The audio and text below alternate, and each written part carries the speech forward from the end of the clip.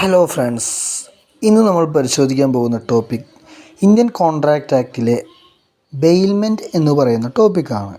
ബെയിൽമെൻറ്റിൻ്റെ ഡെഫിനിഷനാണ് ഈയൊരു വീഡിയോയിലൂടെ നമ്മൾ പരിശോധിക്കുന്നത്.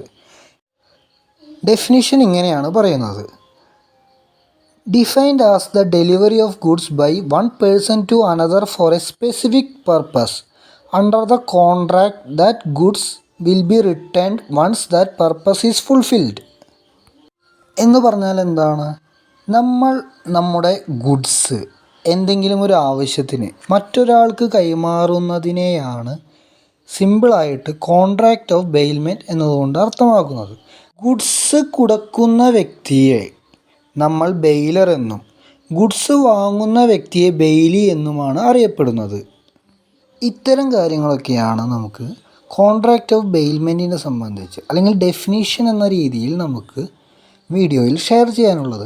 നമ്മൾ ശ്രദ്ധിക്കേണ്ട പ്രധാനപ്പെട്ട കാര്യങ്ങൾ എന്തെന്നാൽ, ബെയിൽമെൻറ്റ് എന്നതുകൊണ്ട് അർത്ഥമാക്കുന്നത് ഗുഡ്സിൻ്റെ പൊസഷൻ കൈമാറ്റം ചെയ്യുകയാണ്, ഒരു പ്രത്യേകമായ ഒരു കാര്യം നിർവഹിക്കുന്നതിന്.